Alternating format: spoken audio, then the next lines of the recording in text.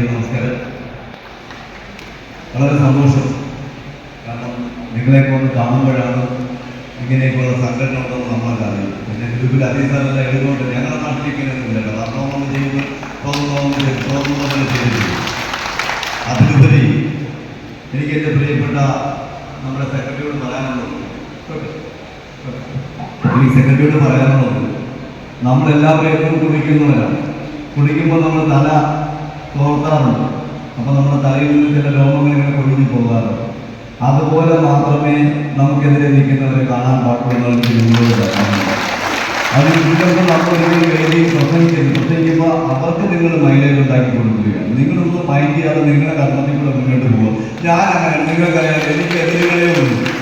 ഞാൻ ഒറ്റയ്ക്കാണ് ഫൈറ്റ് ചെയ്യുന്നത്. ഞാൻ ആരെങ്കിലും വലിച്ചിടാറ്. ഞാൻ ഒറ്റയ്ക്ക് ഫൈറ്റ് ചെയ്തു. നമ്മൾ ഫൈറ്റ് ചെയ്ത് നമ്മൾ നിൽക്കുന്ന മേഖലയിൽ നമ്മൾ സത്യസന്ധരാണെന്ന് പറഞ്ഞാൽ നമ്മൾ ഒത്തിരി ഭയപ്പെടേണ്ടതില്ല. ആരെ ഭയപ്പെടുക?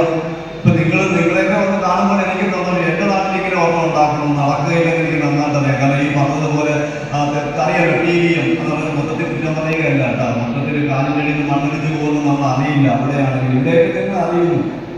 എന്തായാലും വളരെ സന്തോഷം നിങ്ങളെയൊക്കെ കാണാൻ കഴിയുക. നിങ്ങൾ ഈ ഡ്രസ് ഇട്ടിരിക്കുക. ഞാനൊക്കെ രാവിലെ വീട്ടിൽ നിന്ന് ഇറങ്ങുമ്പോൾ അമ്മ പറയുന്നതാണെന്നോ അവൻ്റെ പോക്ക് കണ്ടാത്തൊന്നും അവൻ്റെ എസ് വാങ്ങി പോകുന്നത്. ഞാൻ പോകുന്നത് കക്കൂത്ത് പോകാനാണെന്നുള്ളത്. ഞാൻ ഈ കഴിഞ്ഞ മാസം നിലക്കയിലൊരു ഹോട്ടൽ, എൻ്റെ സുഹൃത്ത് രാജ് ഹോട്ടലിൽ പുള്ളിക്കാരൻ പറഞ്ഞ് ട്രെയിനേജ് പോകാൻ ആളില്ല എന്ന് പറഞ്ഞു. ഞാൻ പറഞ്ഞു ഞാൻ കൂടാം.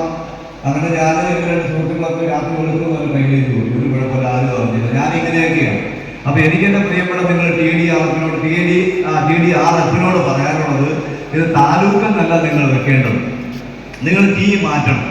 നിങ്ങൾ ആക്കണം. നിങ്ങൾ ഇന്ത്യയിൽ പ്രവർത്തിക്കുന്ന സംഘടനയായി മാറട്ടെ. നിങ്ങൾ മാതൃകയാവട്ടെ. നിങ്ങൾ മറ്റുള്ള ജില്ലക്കാർക്ക് മാതൃകയാവട്ടെ. മാതൃക പറയാം. അസീസാറ് എപ്പോൾ ഞാൻ പറഞ്ഞു, അസീസാറ് മെരിയാനാണ് എന്നെ വിളിക്കുന്നത്.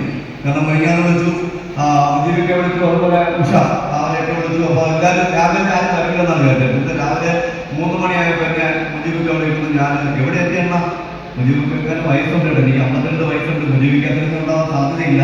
എന്നാൽ ഞാൻ ആ താടിയെ കഴിക്കൊണ്ട് അന്നാതെ വിളിക്കൊള്ളൂ. താടിയെ കഴിക്കൊണ്ട് പിന്നെ മൂത്ത മോളെ എന്നെക്കാലം പ്രായമുണ്ടെന്നാണ് ഇരിക്കുന്നത്. അതുകൊണ്ട് ഞാൻ തന്നെ അന്നാന്നാണ് വിളിക്കുന്നത്. അപ്പോൾ എന്തായാലും വളരെ സന്തോഷം.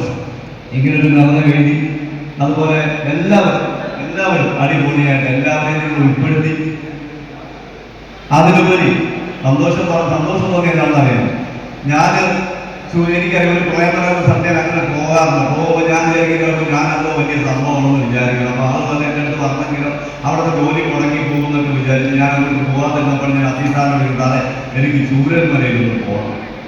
അപ്പോൾ അത്യാവശ്യം അസീസാറുണ്ടായി ഞാൻ ഒരാളെ പരിചയപ്പെടുത്തി. അവിടെ പോയി കണ്ടപ്പോൾ സത്യം പറഞ്ഞാൽ എനിക്ക് തോന്നിയത്, പ്രകൃതി എന്ന് പറയുന്ന സാധനം ഇത്രയ്ക്ക് ക്രൂരനാണോ എന്നെനിക്ക് തോന്നി. കാരണം നമ്മളൊന്നും പ്രതീക്ഷിക്കാത്ത അത്രയും വലിയ പാറക്കല്ലുകൾ ഉരുണ്ടു വന്നിരിക്കുന്നു. എവിടുന്നൊന്നും എങ്ങനെ വന്നൊന്നും ഒരു പിടിയില്ല. സത്യം പറഞ്ഞാൽ നിങ്ങളുടെയും അടുത്ത കാലത്ത് ഒരു അച്ഛൻ, ഒരു 2 മക്കൾ നഷ്ടപ്പെട്ട അച്ഛൻ വിഷമത്തോട് പറയുന്നു, നിങ്ങളിവിടെ ഗസ്റ്റുകൾ ഇങ്ങനെ വന്ന് പൊക്കോണ്ടിരിക്കുന്നു. അദ്ദേഹത്തിൻ്റെ മക്കൾ മണ്ണിൽ കടിയില്ല. അദ്ദേഹത്തിൻ്റെ വേദന നിങ്ങൾ അപ്പോഴിവിടെ ആൾക്കാർ തള്ളി കയറി വേണം അങ്ങോട്ട് പോകണം. എനിക്ക് നിങ്ങളോട് പറയാനുള്ളത്, നിങ്ങളാരും ഒരിക്കലും അവിടെ വിദേശത്തുള്ള ആൾക്കാരൊന്നും അങ്ങോട്ട് ഒരിക്കലും പോകാൻ അനുവദിക്കണം. അവിടെ നഷ്ടപ്പെട്ടവർക്ക് നഷ്ടപ്പെട്ടതിൻ്റെ വേദന അറിയോ? പുറത്ത് നിൽക്കുന്ന കാണുന്നവരൊരു ചുക്കും അറിയില്ല. പിന്നെ അവരോടൊപ്പം വന്നു ചാനലിൻ്റെ മുന്നിലോ പത്രത്തിൻ്റെ മുന്നിലോ വന്നത് 2 കള്ളക്കണ്ണീര് ഒഴുകിയെങ്കിൽ പോകും. പത്രത്തിൽ ഫോട്ടോ വരാനും വാർത്ത വരാനും അവിടെ കഷ്ടപ്പാടുന്നത് നിങ്ങളെപ്പോലുള്ള സംഘാടകരാണ്. ഞങ്ങളുടെ രാഷ്ട്രീയ പാർട്ടി ആയിക്കോട്ടെ, മതസംഘടനകളായിക്കോട്ടെ, അല്ലെങ്കിൽ നിങ്ങൾ TDR പോലെ ഫയർഫോഴ്സ്, പോലീസ്, ഫോറസ്റ്റ് എല്ലാവരും കാര്യങ്ങളുണ്ട്. പക്ഷെ അവിടെ ഏറ്റവും കൂടുതൽ എനിക്ക് തോന്നിയത്, ഏറ്റവും കൂടുതൽ കഷ്ടപ്പെട്ടത് ഡിപ്പാർട്ട്മെന്റ് ആൾക്കാർക്ക് സപ്പോർട്ടാണെങ്കിൽ നിങ്ങളെപ്പോലുള്ള ആൾക്കാരുടെ സമീപനമായിരുന്നു അവിടെ ഏറ്റവും കൂടുതൽ കാണാനും. വളരെ അവസാനമാണ് ഞാൻ പോകുന്നത്. നിങ്ങൾ അനുഭവിക്കുന്ന സ്ഥലത്ത് എൻ്റെ നാട്ടിലെ കരമന വെള്ളം കയറിയപ്പോൾ ഞാൻ നീന്തിപ്പോയാണ് പാമ്പിനെപ്പെട്ട്. അവരൊരു വള്ളവും വന്നില്ല, ഓട്ടം വന്നില്ല, ദുരന്ത സേനയും വന്നില്ല, ആരെയും കണ്ടില്ല. അവിടെ ഇവിടെ നിങ്ങളുള്ളപ്പോൾ ഇത്രയും പേര്, അത് മനോഹരമായ നിങ്ങളുടെ ഷർട്ട്, മനോഹരമായ പാൻസ്, മനോഹരമായ TDR എല്ലാവരും ധരിച്ചിരിക്കുന്നു എന്നുള്ളതാണ്. എന്നെ അസീസാറിന് സുരേഷ് ഞങ്ങളുടെ മെമ്പറാണ്. എനിക്കൊന്നും തന്നില്ല അസീസാർ, എനിക്കൊന്നും തന്നില്ല. ഞാൻ ഇട്ടോണ്ട് വന്നത് മാത്രമേ എനിക്കുള്ളൂ. ഞാൻ TDR ഞാൻ എനിക്കൊരു പാൻറ്റൊക്കെ തരും, തൊപ്പിയൊക്കെ തരും. ഇവിടെ വന്നിട്ട് എൻ്റെ പാൻറ്റൊക്കെ അഴിച്ചു മാറ്റിട്ട് വേറെ പാൻറ്റ് തരുമൊക്കെ എന്നാണ് ഞാൻ വിചാരിച്ചത്. ഒന്നും തന്നില്ല. തിരുവനന്തപുരം സന്തോഷം. നിങ്ങളുടെ എന്താ പറയുക, TDR BDRF അല്ലേ? അപ്പൊ ഞാൻ നമ്മുടെ വിജയക്കാട് ചോദിക്കുന്നത് ഇതിന്റെ കുടുംബം അപ്പോൾ ഉഷ പുറകിൽ പറഞ്ഞു താലൂക്ക് ദുരന്ത നിങ്ങൾ ലോകത്തിന് മാതൃകയാവട്ടെ, നിങ്ങൾക്ക് ഒരുപാട് നല്ല കാര്യങ്ങൾ ചെയ്യാം. നിങ്ങൾ ഒരിക്കലും നിങ്ങളെ കുറ്റപ്പെടുത്തുന്നവരെ ഒരു ചാനലിന് മുന്നിൽ നിങ്ങൾ സംസാരിക്കരുത്. നിങ്ങളെ കുറ്റം പറയുന്നവരെ ഒരു ചാനലിന് മുന്നിലോ ഒരു പൊതുവേദിയിലോ നിങ്ങൾ പറയാൻ പാടില്ല. നിങ്ങൾ നിങ്ങളുടെ കർമ്മത്തിൽ മുന്നോട്ട് പോവുക. നിങ്ങൾ ഇപ്പൊ ഇരിക്കുന്നവരൊക്കെ എല്ലാവരും കോടീശ്വരന്മാരാണ്, എല്ലാവരും സാധാരണക്കാരാണ്. നിങ്ങൾ ഇരിക്കുന്നവരെല്ലാം സാധാരണക്കാരാണ്. നിങ്ങളുടെ എല്ലാ കാര്യങ്ങളും മാറ്റി വെച്ചിട്ട് അവിടെ നമ്മുടെ പരിചയപ്പെട്ട സെക്കൻഡ് പറഞ്ഞതുപോലെ നിങ്ങൾ ഹോസ്പിറ്റലിൽ ഓടിയെത്തുന്നു. അവിടെ തിരുവനന്തപുരത്ത് ഇവിടെ നിന്ന് നിങ്ങൾ RCC കേസ് വന്നെങ്കിൽ ഞാൻ പോകണം. വേറെ ആരെങ്കിലും പറഞ്ഞ് എന്റെ കുഞ്ഞമ്മ ഹോസ്പിറ്റലിൽ കിടക്കുന്നു, എന്റെ കൊച്ചമ്മ ഹോസ്പിറ്റലിൽ കിടക്കുന്നു, എന്റെ അയലോകത്തുള്ള ആൾക്കാർ ഹോസ്പിറ്റലിൽ കിടക്കുന്നു, ഒഴിഞ്ഞു പോകുന്ന കാലഘട്ടത്തിൽ നിങ്ങൾ ഓടി ഇത്രയും ഇപ്പോൾ നായുടെ കാര്യം പറയുന്നു. നായുടെ കേസ് സാധനം എനിക്ക് അദ്ദേഹം രാവിലെ എനിക്ക് വാട്സാപ്പിൽ ഇട്ടിരുന്നു. ഒരു ഡെപ്പി കുടിക്ക് ഞാൻ വാട്സാപ്പിൽ ഇട്ടിരുന്നുണ്ട്.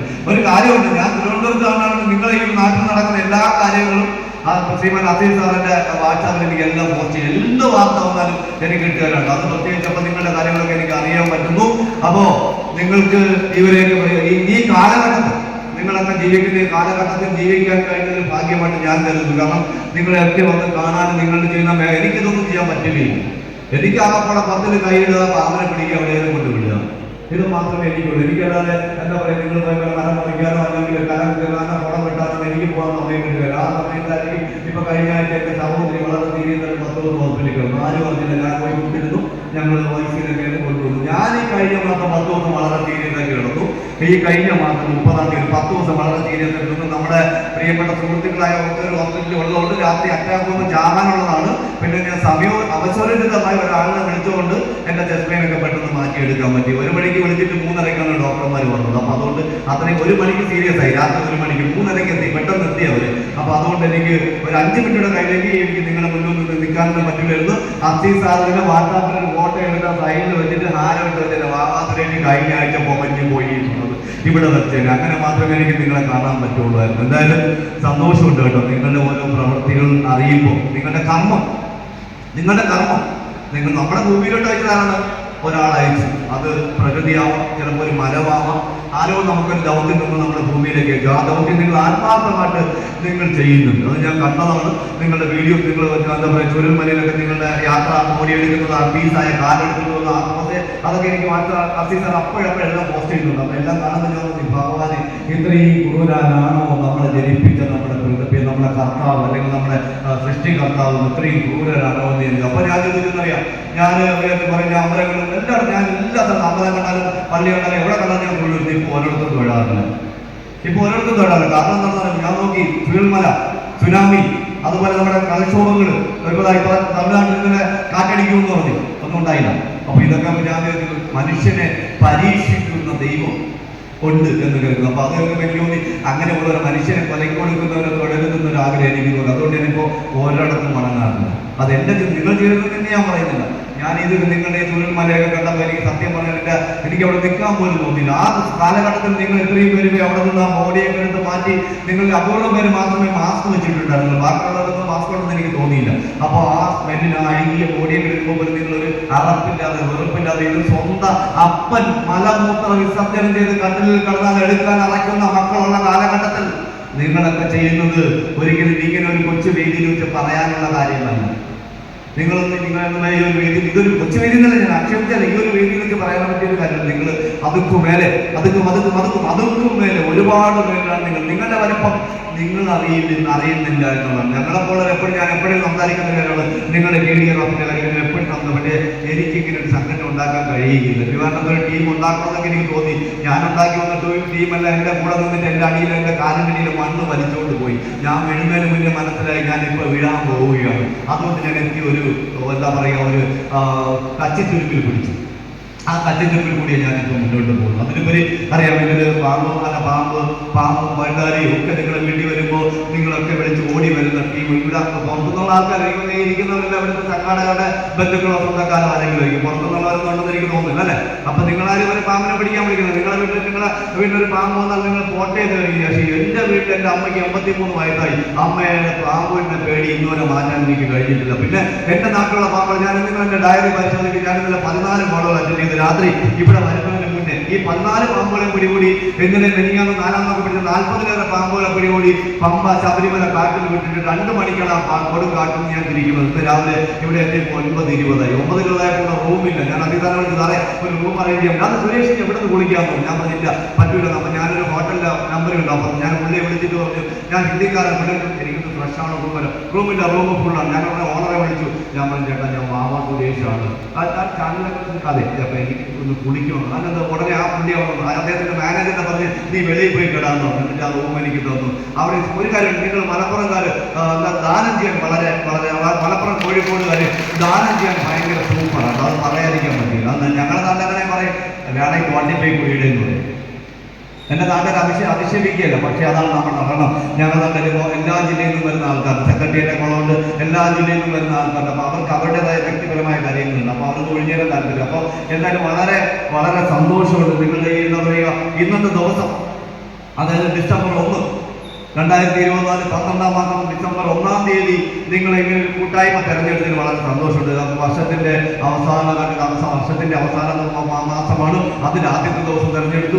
അതിലൊക്കെ നമ്മുടെ സംഘാടകർക്ക് TDRF-ന്റെ എല്ലാ സംഘാടകർക്കും എല്ലാ നന്മയും ഉണ്ടാവട്ടെ. അതുപോലെ നിങ്ങൾ ഈ പ്രവർത്തിക്കുമ്പോൾ നിങ്ങളുടെ അവരുടെ വീട്ടുകാരെ നിങ്ങൾ മറന്നു പോകും. കാരണം ഇവര് ഇങ്ങനെയൊക്കെ നാടിന് വേണ്ടി ജീവിക്കുമ്പോൾ അവരുടെ ഭാര്യ, മക്കൾ, അല്ലെങ്കിൽ അമ്മ, അച്ഛൻ, അല്ലെങ്കിൽ സഹോദരന്മാര് ഇവരുടെയൊക്കെ സപ്പോർട്ട് ഉണ്ടെങ്കിൽ മാത്രമേ നമുക്ക് മുന്നോട്ട് പോകാൻ പറ്റുകയുള്ളൂ. അപ്പോൾ നിങ്ങളുടെ എല്ലാവരുടെയും കുടുംബാംഗങ്ങൾക്ക് പ്രത്യേകിച്ച് നന്ദി അറിയിക്കുന്നു. അവരുള്ളത് കൊണ്ടാണ് നിങ്ങൾക്ക്, അവിടെ നല്ല മനസ്സുള്ളത് കൊണ്ടാണ് നിങ്ങൾക്ക് ഇങ്ങനെ പൊതുപ്രവർത്തനം ചെയ്യാൻ കഴിയുന്നു എന്നുള്ളതുകൊണ്ട് ഞാൻ നിങ്ങളെ ഓർമ്മിപ്പിച്ചുകൊണ്ട് നിങ്ങൾക്ക് എല്ലാവർക്കും ഒരുപാട് സംസാരിക്കുന്നുണ്ട്. അതൊന്നും പറയാൻ പറ്റിയ ഒരു വേദിയല്ല. ഇനി ഒരുപാട് മാന്യ വ്യക്തിത്വങ്ങളുടെ സംസാരിക്കാൻ ഇരിക്കുന്നുണ്ട്. അപ്പോൾ എന്തായാലും ഈ ഇവിടെ ആദരിക്കപ്പെടുന്ന എല്ലാവർക്കും എല്ലാവിധ നന്മ അയച്ചു ഉണ്ടാവുമെന്ന് പ്രാർത്ഥിക്കുന്നു. നമ്മുടെ വിശിഷ്ടമായ നമ്മുടെ മന്ത്രി അവർക്ക് വരേണ്ടതുണ്ട്. അതിലുപരി നിങ്ങൾക്ക് എല്ലാവർക്കും എല്ലാവിധ നന്മ അയച്ചു ഉണ്ടാവുമെന്ന് പ്രാർത്ഥിച്ചുകൊണ്ട് പ്രത്യേകിച്ച് അസീസ് സാറിന് പ്രത്യേകിച്ച് നന്ദി. കാരണം എന്നെ ഈ പരിപാടിയിലേക്ക് ക്ഷണിച്ചത്, കാരണം നിങ്ങൾ മെനിങ്ങാണെന്ന് വിളിക്കുന്നത് എനിക്കിവിടെ എത്താൻ കഴിഞ്ഞെങ്കിൽ വരാൻ പറ്റില്ലെങ്കിൽ എനിക്ക് ഇത്രയും ആൾക്കാരെ കാണാൻ പറ്റില്ലായിരുന്നു, ഇവരെ ഒന്നും കാണാൻ പറ്റില്ലായിരുന്നു. അതിന് പ്രത്യേകിച്ച് നന്ദി അറിയിച്ചുകൊണ്ട് അതുപോലെ പരിപാടിയിൽ പങ്കെടുക്കുന്ന എൻ്റെ ഫ്രണ്ടിൽ നിൽക്കുന്ന ശ്രീമാൻ മുജീബ് അവർക്ക്, അതുപോലെ നമ്മുടെ ഉഷ, അതുപോലെ അസീസ് സാറ്, എല്ലാം ഈ വേദിയിൽ എല്ലാവരും പേരറിയില്ല, മുഴുവൻ പേർക്കും എല്ലാവരും നന്മ അയച്ചു ഉണ്ടാവുമെന്ന് പ്രാർത്ഥിച്ചുകൊണ്ട് നിങ്ങൾക്ക് എല്ലാവർക്കും ഈ TDRF-ന്റെ അണിയറ പ്രവർത്തകർക്ക്, നിങ്ങളുടെ കുടുംബാംഗങ്ങൾക്ക്, നിങ്ങളുടെ നാട്ടുകാർക്ക്, നിങ്ങളെ പുച്ഛിക്കുന്നു എന്ന് പറയുന്നത്, അവർ നിങ്ങളെ മോശം പറയുമ്പോൾ നിങ്ങൾ അത്രയ്ക്ക് പ്രകൃതി, നിങ്ങൾ നല്ലവരായതുകൊണ്ടാണ്. നിങ്ങൾ നല്ല മധുരമുള്ള മാമ്പഴം കായ്ക്കുന്ന മാങ്ങ കായ്ക്കുന്ന മരത്തിന്റെ മുകളിൽ പഴുത്തു നിൽക്കുന്ന നല്ലൊരു മാങ്ങയായതുകൊണ്ടാണ് അവർ നിങ്ങളെ കല്ലെറിയാൻ ശ്രമിക്കുന്നത്. അതൊന്നും പോടേ എന്ന് പറഞ്ഞ് നിങ്ങൾ വളരെ നിസ്സാരമായിട്ട് കണ്ടുകൊണ്ട് നിങ്ങൾ ഇതിനൊക്കെ നല്ല രീതിയിൽ നിങ്ങൾ നാടിന് വേണ്ടി നിങ്ങൾ മാതൃകയാവട്ടെ എന്ന് പ്രത്യേകിച്ച് പറഞ്ഞുകൊണ്ട് നിങ്ങൾക്ക് എല്ലാവർക്കും നല്ല നിമിഷങ്ങൾ നേർന്നുകൊണ്ട്, നല്ല മണിക്കൂറുകൾ നേർന്നുകൊണ്ട്, നല്ല ദിവസം അഥവാ നല്ല ആഴ്ച, നല്ല മാസം അഥവാ നല്ല വർഷം അഥവാ നല്ല കാലങ്ങൾ നേർന്നുകൊണ്ട് നിങ്ങൾക്ക് എല്ലാവർക്കും ആയിരാരോഗ്യ സൗകര്യങ്ങൾ നേർന്നുകൊണ്ട് വിടവാങ്ങുന്നു. നിങ്ങൾക്ക് എല്ലാവർക്കും വിനീതമായ നന്ദിയും നമസ്കാരവും.